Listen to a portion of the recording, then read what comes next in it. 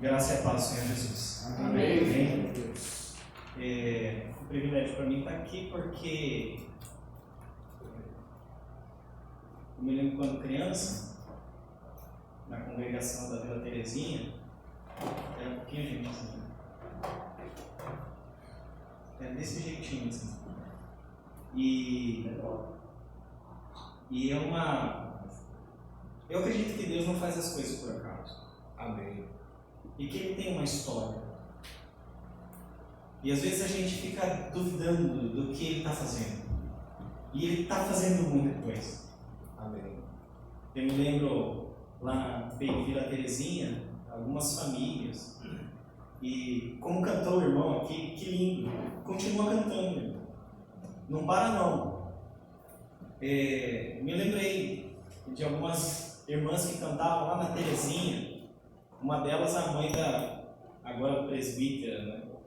O Valdelice. Glória a Deus. E a mãe dela cantava um contralto, que era um negócio fora de série, né? Uma coisa assim, de ouvido. E a coisa saía de uma forma que às vezes ela chorava e quem estava chorava também. E ela cantava com alguns outros irmãos, meu pai também cantava lá.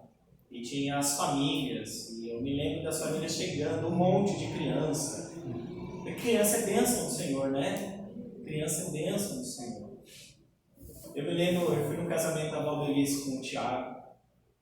O Tiago gritando, eu te amo. Eu lembro de tudo isso, cara. Eu lembro dessas coisas. O Flávio, pequenininho, né? O irmão mais novo, não parece mais velho. Mas ele é o irmão mais novo, tá? Ele é o mais jovem. Eu sou de 1974 e, se não me falha a memória, o Flávio é de 77. É isso mesmo? Porque meu nome é perfeito. Por isso. Glória a Deus por isso. E ao entrar aqui na igreja, Deus tem uma história para esse lugar. Que não começou agora. Quem está aqui agora é apenas um privilégio de estar aqui. Porque essa igreja começou há quanto tempo? Alguém sabe a idade dela? 58 anos. 58 anos. E eu me lembro que quando eu estava na faculdade, escutava de pastores importantes da igreja que passaram por aqui. Uma igreja que foi e teve uma história que hoje tem uma nova caminhada. Mas a história é a mesma, e Deus tem uma grande história para este lugar. Amém. Eu me lembrei quando o Flávio está aqui, o Flávio é isso que fala, o diretor da congregação. É a Valéria, a diretora da congregação, Valéria? Então eu vi o Flávio ali, eu lembrei dos presbíteros que iam lá na Terezinha, o presbítero Arlindo, o presbítero Antônio, o presbítero Rivaldo, depois, por fim, o presbítero José Leite, não é isso? Que, por incrível que pareça, trabalhou com a minha esposa na Brastemp Sablico, acho que é isso que chamava. E às vezes a gente pensa que Deus não liga as histórias, e Deus liga as histórias. Elas fazem parte e tem um porquê você está aqui hoje.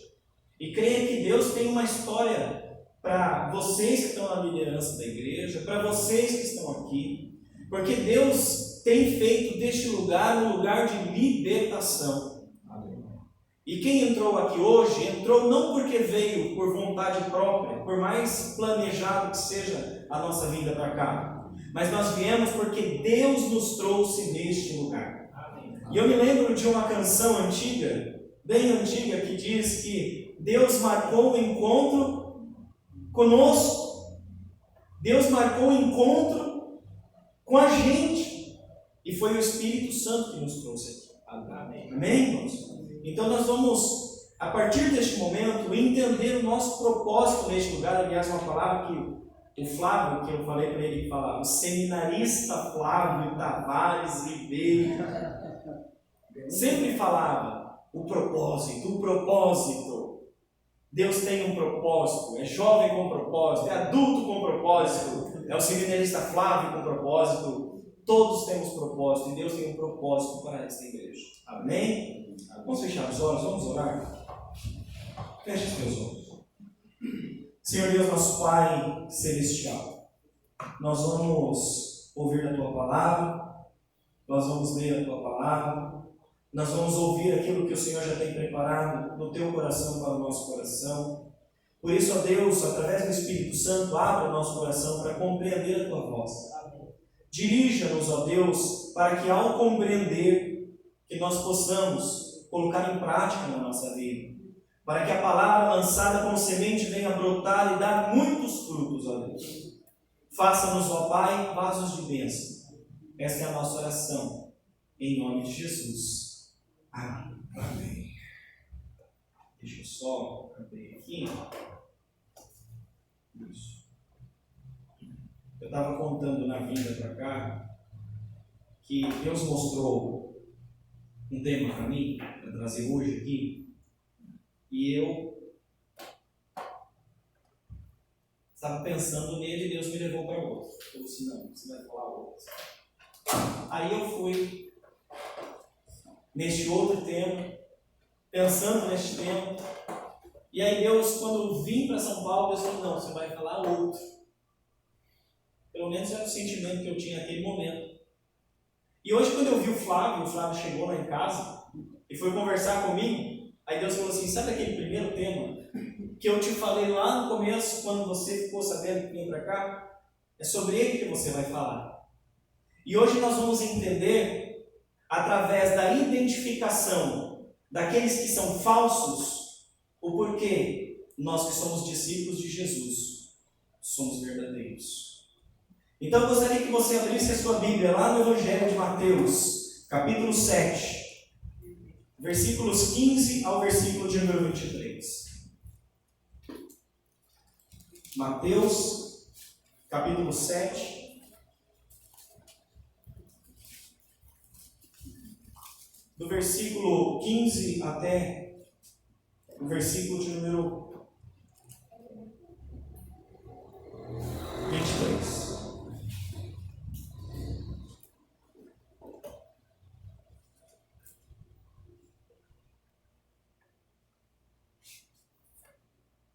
Todos acharam? Amém? Amém. Glória a Deus. Vamos lá? Diz assim a palavra do Senhor. Acautelai-vos dos falsos profetas, que se vos apresentam disfarçados em ovelhas, mas por dentro são lobos roubadores. Pelos seus frutos os conhecereis. Colhem-se porventura uvas dos espinheiros ou figos dos abrolhos? Assim toda árvore boa produz bons frutos, porém a árvore má produz frutos maus. Não pode a árvore boa produzir frutos maus, nem a árvore má produzir frutos bons. Toda árvore que não produz bom fruto é cortada e lançada ao fogo. Assim, pois, pelos seus frutos os conhecereis. Não todo que me diz Senhor, Senhor entrará no reino dos céus, mas aquele que faz a vontade de meu Pai que está nos céus. Muito naquele dia hão de dizer, Senhor, Senhor, porventura não temos nós profetizado em Teu nome, e em Teu nome não expelimos demônios, e em Teu nome não fizemos muitos milagres? Então lhes direi explicitamente, nunca vos conheci. Apartai-vos de mim, os que praticam a iniquidade. Palavra do Senhor. Amém? Amém. Glória a Deus. Amém? Amém. Glória a Deus. Louvado seja o nome do Senhor. Lembra daquele? Fica, Senhor, já se faz tarde, tens meu coração para pousar, faz em mim morada permanente. Fica, Senhor, meu Salvador. Quem tem Cristo tem vontade de que Ele esteja o tempo todo por perto. Amém. O tempo todo por perto. Tentando entendê-lo, tentando compreendê-lo, tentando saber onde Ele está, como Ele está. Aliás, a partir dessa palavra que eu estou dizendo, eu quero que você pense que a gente gosta de buscar avaliar as coisas. A gente avalia.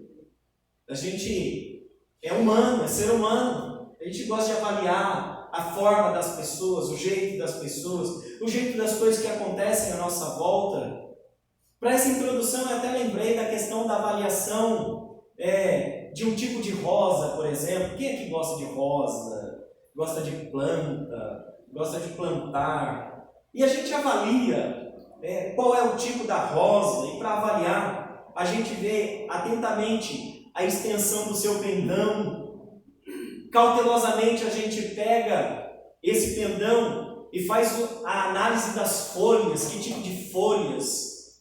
Cuidadosamente a gente estende os dedos entre as folhas de uma forma que os espinhos não nos machuquem. Não é assim?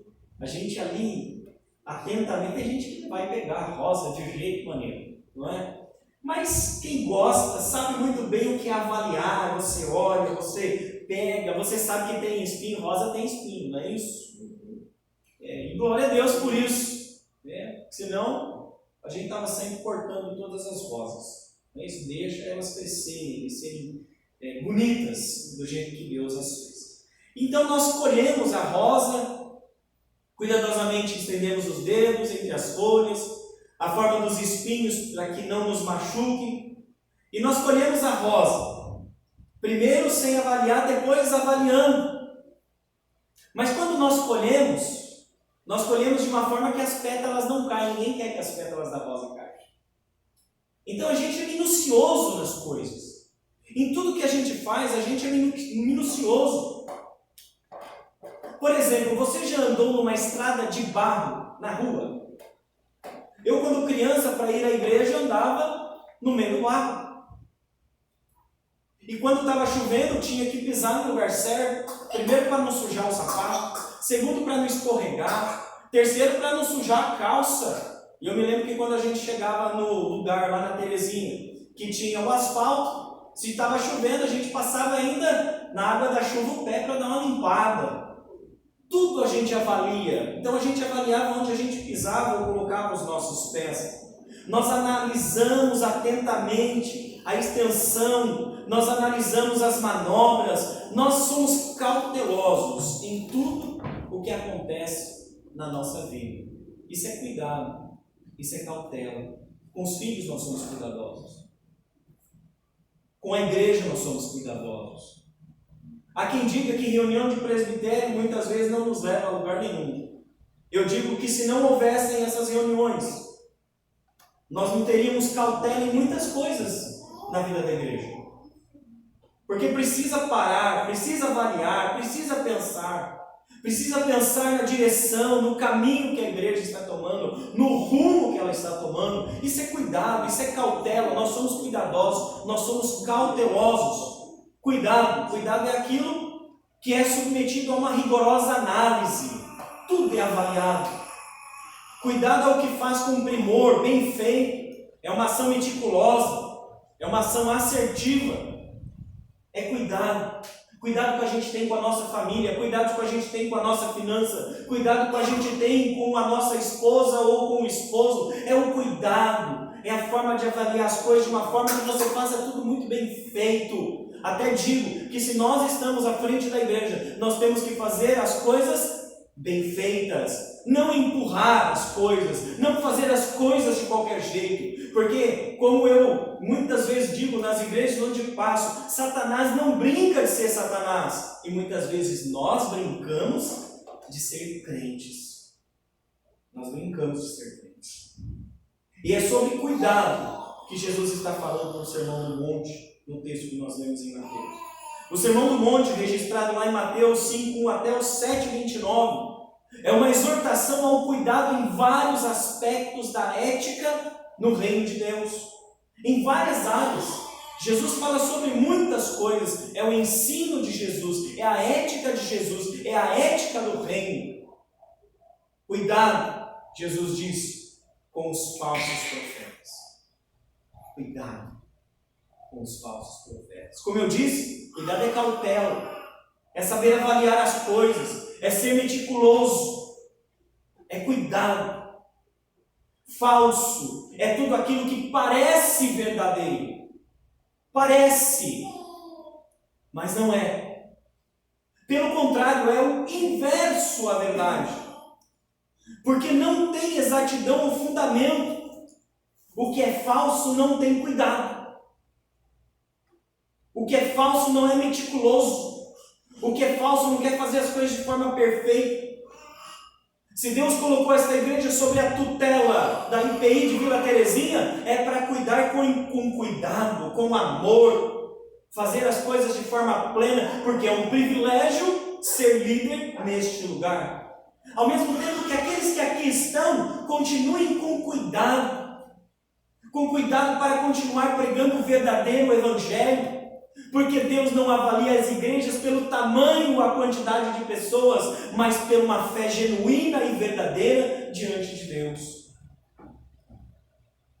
Cuidado, porque falso parece verdadeiro, mas é o contrário, porque não tem cuidado. Por não ter cuidado, aquilo que é falso usa da mentira, finge-se. Falso é um disfarce. Profetas são os que pregam os desígnios do Senhor. E há dois tipos de profetas da Bíblia. Primeiro, os que exercem a profecia da exortação divina sobre o fundamento das leis do Senhor e uma ótima visão de um mundo contemporâneo. Ou seja, ele olha para o que Deus está falando e olha também para aquilo que ele está vivendo. E Deus fala com ele. Ele é uma pessoa de visão, não de dividir. Ele é uma pessoa de espaço, visão. Ele sabe o que está acontecendo à sua volta. Ele entende o que está acontecendo à sua volta. Ele compreende o que está acontecendo à sua volta. Há também os profetas que exerciam a profecia dos acontecimentos, sobre o fundamento das leis do Senhor e uma ótima visão de mundo contemporâneo. Sim, existiam aqueles que falavam sobre acontecimentos também, mas eles não deixavam de ser pessoas contemporâneas ao seu tempo. O falso profeta é aquele que se disfarça de profeta. Ele se disfarça disso. E Jesus disse: acautelai-vos desses falsos profetas que se apresentam disfarçados. Mateus 7,15, disfarçados. E aí, Jesus é fantástico. Vocês sabem que tudo que Jesus fala, ele fala de uma forma que a gente entende. Não só para aquele tempo onde ele vivia, para as pessoas que eram seus locutores, mas para nós também. E Jesus deu alguns exemplos para as pessoas compreenderem a diferença entre o falso e o verdadeiro. O primeiro disfarce do profeta, que é falso, é que ele se disfarça de ovelha. O primeiro disfarce dilatado por Jesus no Sermão do Monte é a falsa ovelha. Ovelha é um animal dócil. Eu vou falar de novo. Ovelha é um animal dócil, de fácil trato e obediente ao pastor. Eu vou falar de novo porque às vezes a gente esquece disso. Ovelha é um animal dócil, de fácil trato e obediente ao pastor. Por muitas vezes ela é conhecida como exemplo de inocência, por sua característica sensível e ausência de defesas. Essa é a ovelha.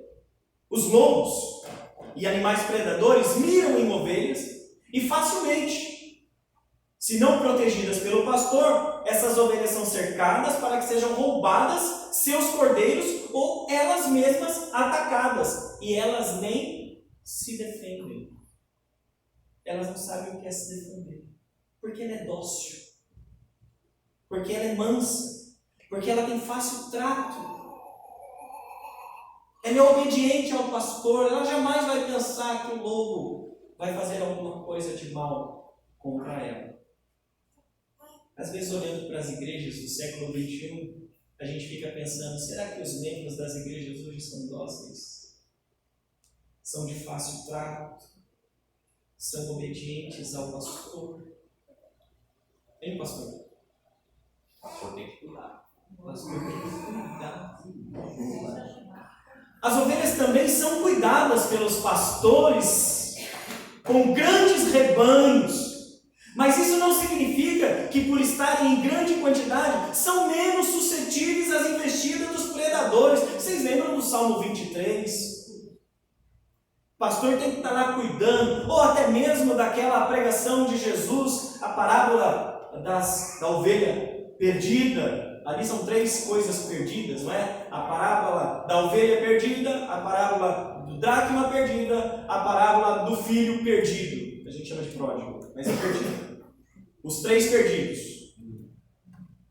Pastor que precisa estar lá, e vocês já conhecem, porque aí é outra pregação, falar do cuidado que o pastor tem com todas as suas ovelhas, e precisa sim. Mas não significa que porque as ovelhas estão ali, todos no rebanho, que elas não estão suscetíveis às investidas dos predadores. Isso porque elas não se defendem, porque elas têm, estou falando da ovelha, o animalzinho, porque elas têm pouco olfato, pouca audição e pouca visão.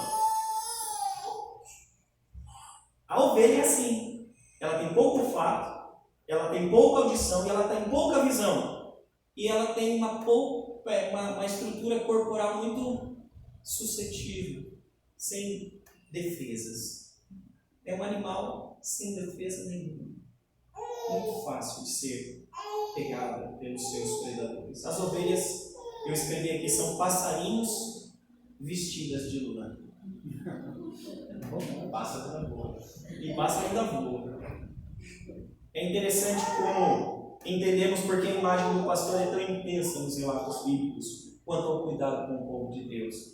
Pastor é coisa séria, não é brincadeira ser pastor e cuidar de ovelha. Mas a ovelha, ela tem um dom. Vocês pensam que a ovelha é só? Ela tem um dom. Elas guardam tudo que lhes é ensinado, pois elas têm grande memória. Entenderam, gente? A ovelha tem memória. A gente não gosta de falar que quando a ovelha está no pasto, o pastor chama, ela reconhece a voz do seu pastor, ela guarda, ela tem boa memória, ela sabe para onde ela tem que ir, ela sabe o que ela tem que fazer, ela sabe aonde ela está. Ela tem memória. Jesus, ao falar do primeiro disfarce do falso profeta, nos fala que ele se parece com uma ovelha, mas é um predador. Os predadores se infiltram no meio das ovelhas para cercarem as ovelhas, para roubarem as ovelhas, para atacarem as ovelhas. São ladrões, são homicidas, são destruidores, são dissimulados.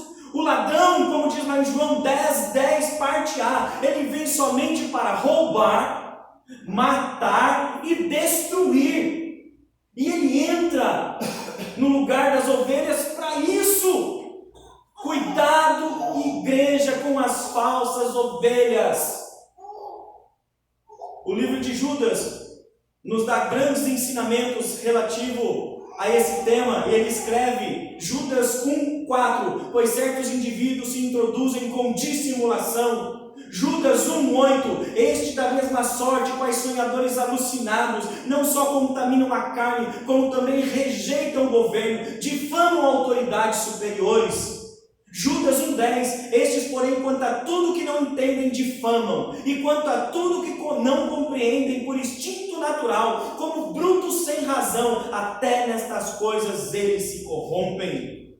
Judas 1:16, os tais são murmuradores, são descontentes, andando segundo as suas paixões, a sua boca vive propagando grandes arrogâncias, são aduladores dos outros por motivos interesseiros. Ovelha é dócil.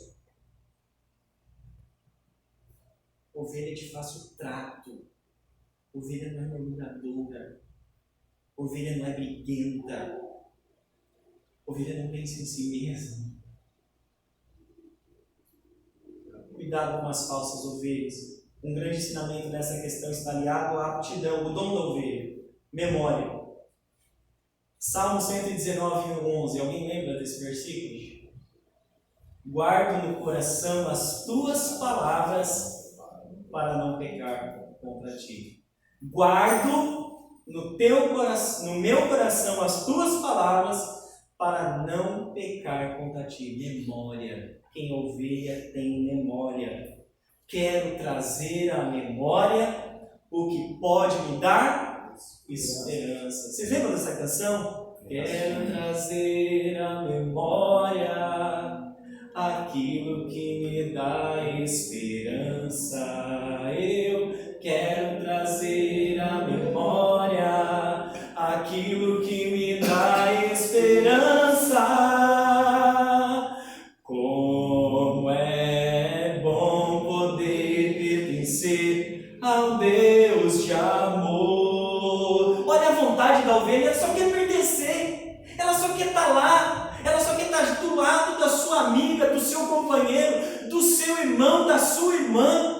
A ovelha quer fazer parte, ela lembra das coisas que Deus fez. A memória é a forma da ovelha se manter viva. Ouça a palavra de Deus, estude a palavra de Deus, vá à igreja, não deixe de ir à igreja, guarde no seu coração as palavras de Deus, para não pecar contra Ele. Deus quer que você seja feliz neste mundo, Ele quer guardar você.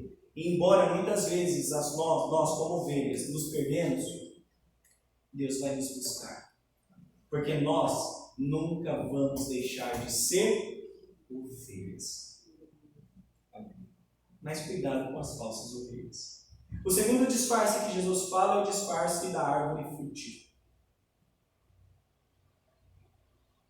As árvores são esplendorosas e imponentes, não é assim? Trazem um sentido de lar, proteção e alimento. Sentidos que encantam aos que vislumbram as belas árvores.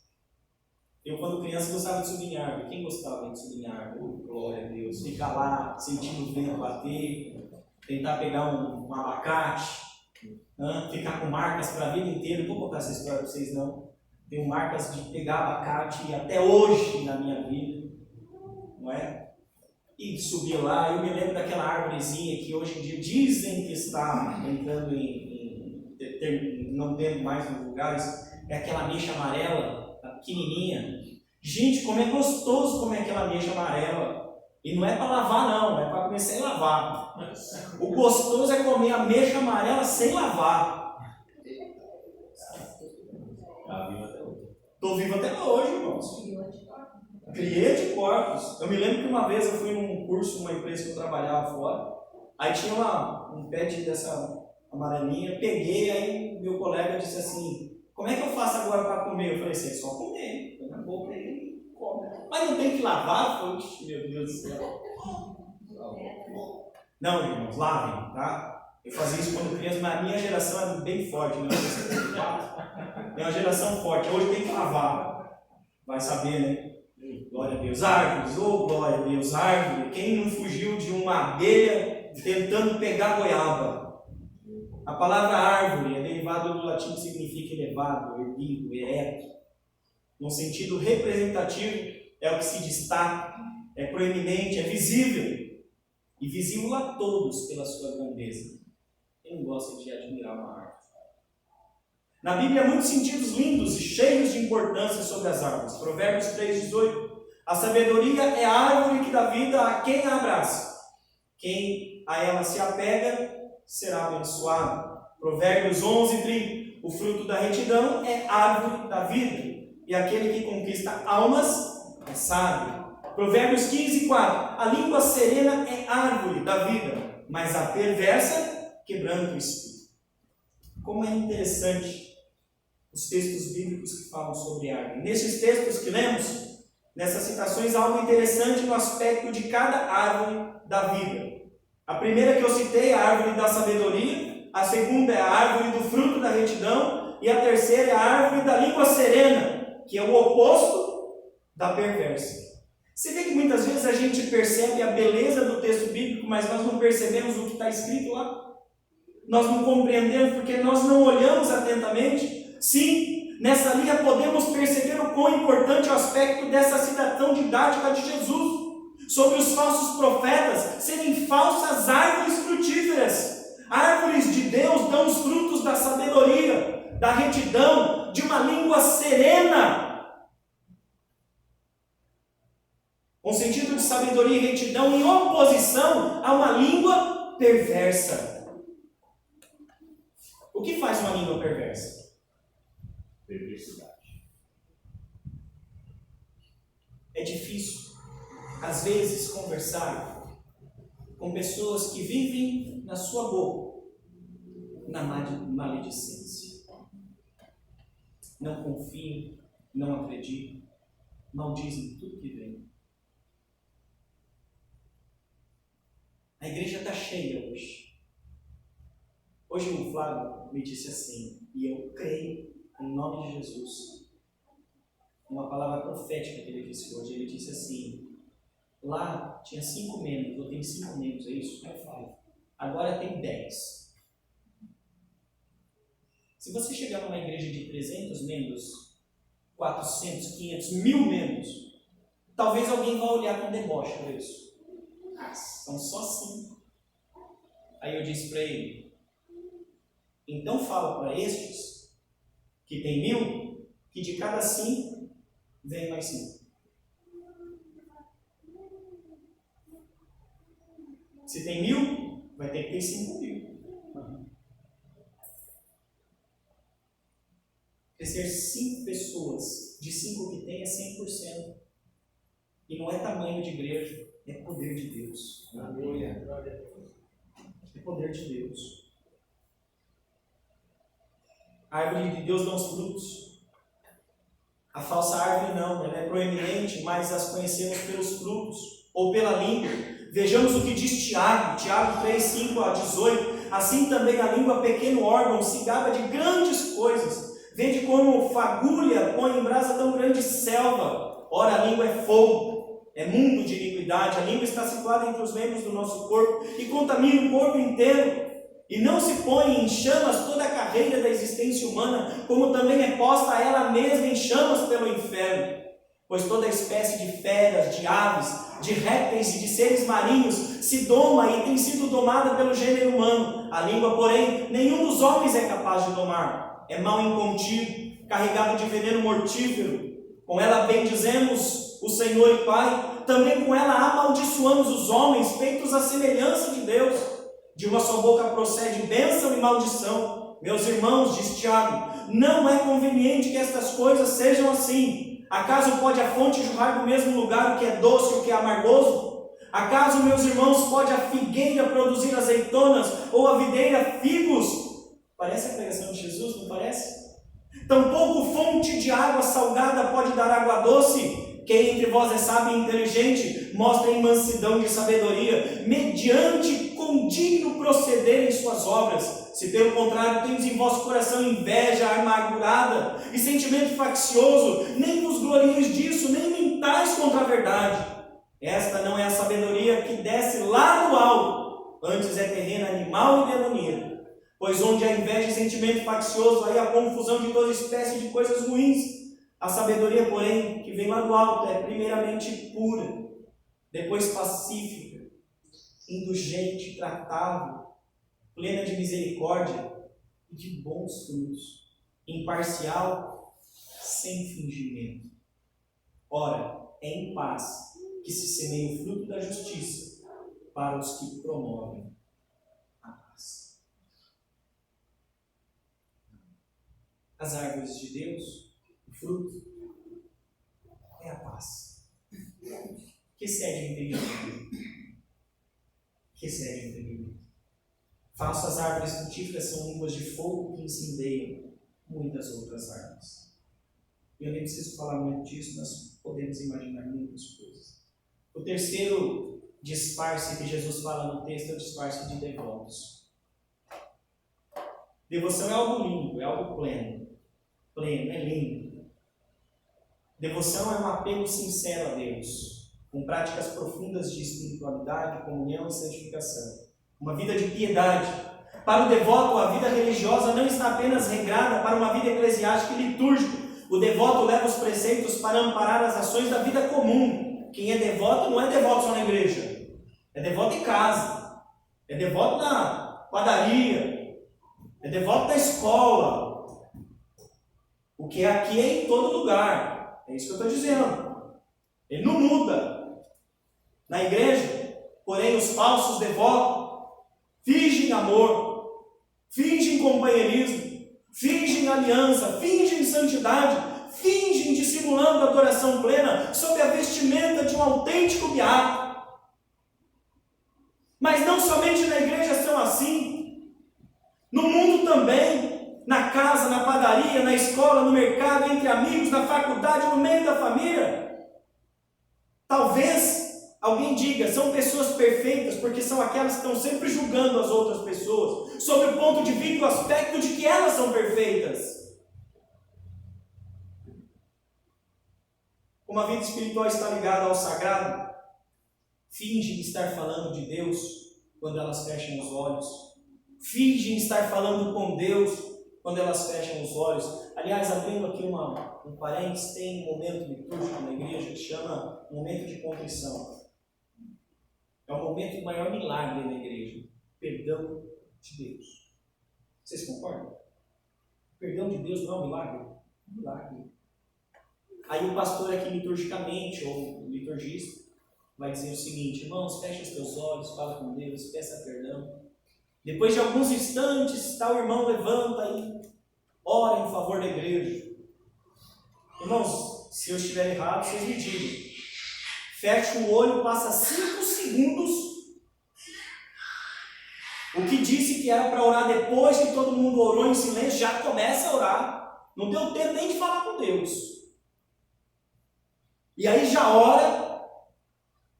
Irmãos, aquele momento é um momento de contrição. É para você parar e falar: Senhor, eu sei que o Senhor me conhece. Eu sei o que está acontecendo. Lá o Salmo 51 diz assim: eu conheço as minhas transgressões e o meu pecado está sempre diante de mim. Pequei contra ti somente fiz o que era mal perante o Senhor, de maneira que é justo no teu falar e puro no teu julgar. Cria em mim, ó Deus, um coração puro, renova dentro de mim um espírito reto. Davi falou isso. E nós muitas vezes, no momento do maior milagre, que é o perdão de Deus, nós passamos como se fosse um rito cego e inconstante na vida do crente. É para pedir perdão do seu pecado. É para esperar pelo menos 1, 2, 3 minutos. É para nesse momento as pessoas se levantarem e pedirem perdão uma para a outra. E se tem algum problema no casamento, pede perdão. E se tem problema de relacionamento, pede perdão. Porque quem se conserta diante de Deus não consegue esperar para amanhã. Mas talvez o que eu estou falando é utopia, né? Nós precisamos ser crentes de verdade. De verdade. Bom, voltando aqui. Fingem estar falando com Deus quando se retiram em casa para orar. Não oram. Não falam com Deus. Eu lembro do pastor Josmar, lá da Terezinha, que me pegava descendo para a escola e ele falando: você orou hoje? Daquele jeitinho dele. Ele usava, irmãos, o pastor Josmar é uma benção. Ele usava um terno royal, azul royal. O cinto dele era aqui, ó, bem pertinho da parte de cima aqui do ombro já. No terno dele ia lá embaixo. Meu Deus, eu era um abençoado. E ele parava e perguntava: por que você não foi na igreja? Se o pastor parar para você na rua e perguntar por que você não foi na igreja, às vezes a gente vai até parar de ir para a igreja, né? O pastor Gilmar não tinha isso não. Por que você não foi para a igreja? Você orou hoje? Irmãos, eu confesso diante de Deus e dos homens que eu já menti com o pastor Gilmar. Morrendo de medo. E ela pegava no pé. Se você titubeasse no culto, que você ia dormir, tinha um dedo mais duro que eu já vi na minha vida. Ele batia no púlpito, acorda. A bênção do Senhor. Irmãos, a gente não pode brincar de ser crente. A gente não pode brincar de dizer: ah, você orou pelo teu irmão? Ah, estou em oração. Grupo do WhatsApp. Você orou mesmo?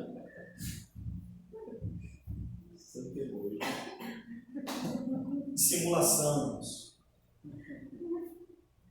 A dissimulação é a ocultação da sua verdadeira intenção e sentimento, uma hipocrisia, um fingimento.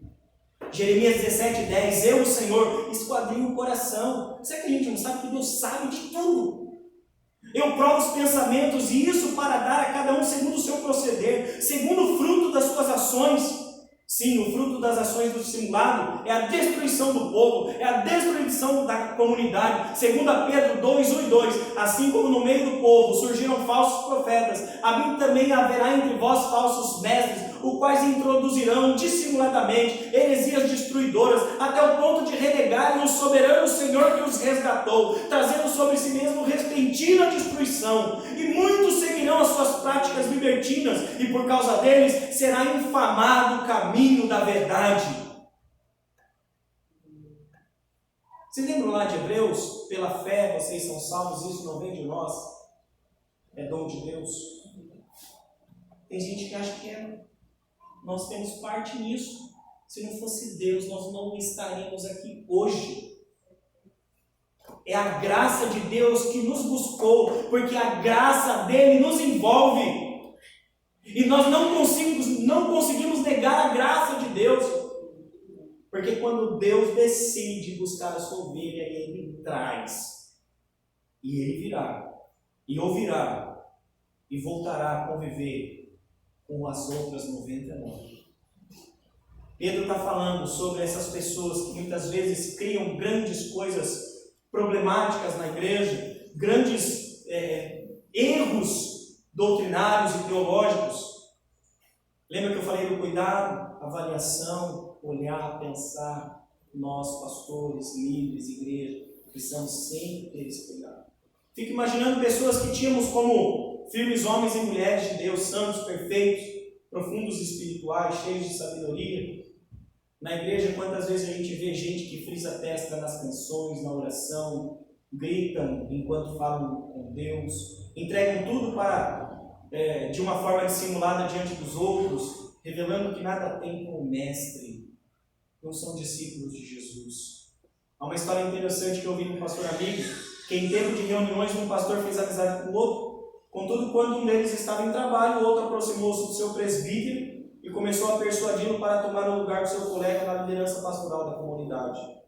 Sua devoção era o seu currículo, era se dar bem, enquanto seu amigo estava sofrendo em traição. Quando que a gente vai voltar ao primeiro amor? O dissimulador insinuosamente não tem caráter sobre regras santificadas. Eles perseguem o povo de Deus. Falsos devotos são os que dividem a igreja de Cristo. Quem é verdadeiro é o que é aqui dentro, é o que é em casa, é o que é na escola, é o que é em todo lugar. Meu irmão, você cantou aqui? Eu pensei que você canta em casa. Eu estou errado?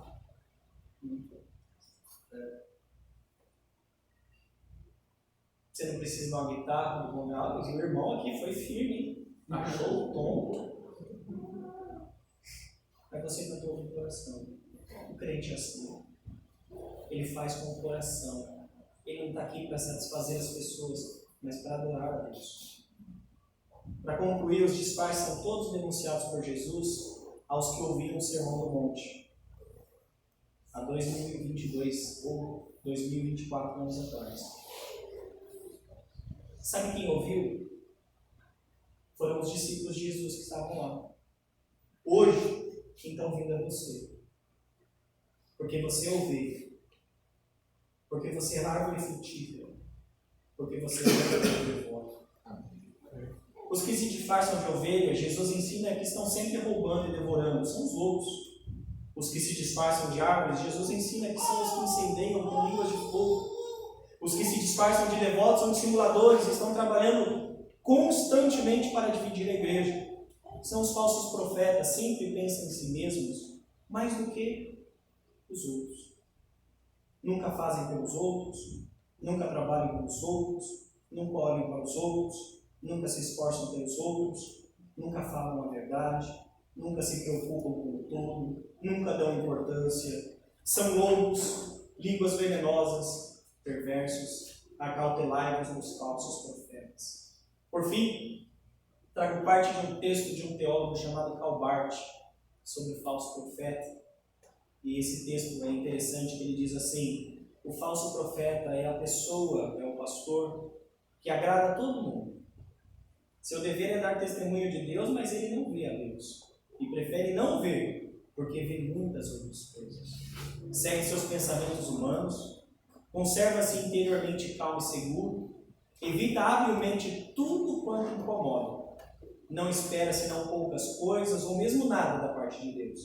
Pode calar-se, mesmo quando vê homens atravancando seus caminhos de pensamento, de opiniões, de cálculos e de sonhos falsos, porque eles querem viver sem Deus. Retira-se sempre quando devia avançar, compraz-se em ser chamado pregador do Evangelho, condutor espiritual e servidor de Deus, mas só serve aos homens. Sonha às vezes que fala em nome de Deus, mas não fala, a não ser em nome da igreja, da opinião pública, das pessoas, entre parentes, respeitáveis, da sua pequena pessoa.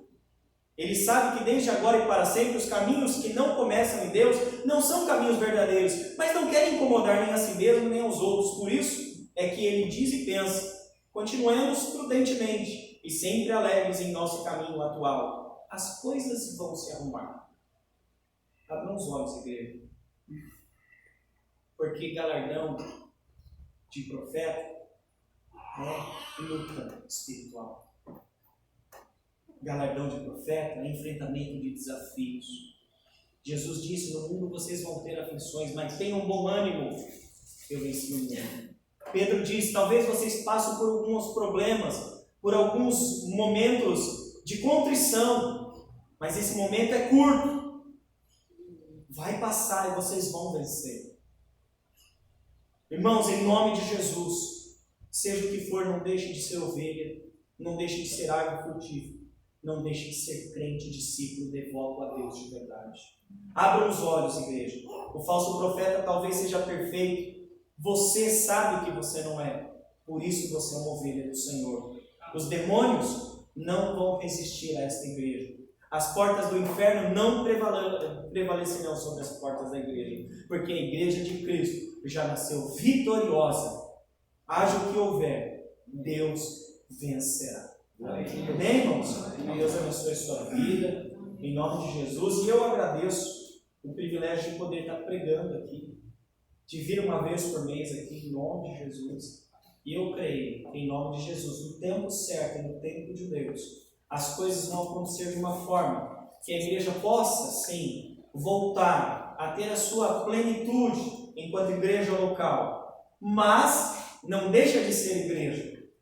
Quando me perguntaram onde você vai pregar, eu falei na IPI de Santa Maria, de Vila Santa Maria. Aqui é uma igreja e vai ser sempre até o dia em que Jesus vier buscar. Amém. Amém? Amém. Deus abençoe. Vamos orar, feche os teus olhos. Senhor Deus, nosso Pai, obrigado por esse instante de reflexão da Tua Palavra. Obrigado a Deus por nos instruir, por nos exortar. Pedimos que o Senhor sempre fale conosco, Pai, em nome de Jesus. Se alguma coisa está errada em nossa vida, conserte. Se alguma coisa precisa ser arrancada pela raiz, ó Pai, retira, ó Deus. Senhor Deus, conserta os nossos corações, ó Pai, o nosso coração, de forma que a gente possa ser verdadeiro sempre diante do Senhor, Pai. Abençoa esta igreja, abençoa a liderança da igreja, esses membros fiéis que aqui estão. O Senhor nos escolheu, Pai, e no tempo certo, ó Deus, os frutos que estão sendo lançados vão ser colhidos, porque a Tua palavra diz que aqueles que semeiam com lágrimas ceifarão com alegria. Amém. Em nome de Jesus, ó Pai, o tempo da colheita vai chegar. Ajuda o Teu povo, ó Deus, encoraja o Teu povo a continuar se semeando, continuar trabalhando. Obrigado pela IPI de Vila Terezinha, que um dia, ó Deus, cuidada por outra igreja, hoje abençoada por poder cuidar de uma, ó Pai. Uma igreja fiel ao Senhor, que o Senhor a fez nascer e hoje é missionária. Amém. Obrigado, ó Deus, pelo privilégio de pregar. Louvado seja o Teu nome. Nós oramos em nome de Jesus. Amém. Glória a Deus, irmãos. Obrigado. Deus abençoe. Passa a palavra ao seminarista.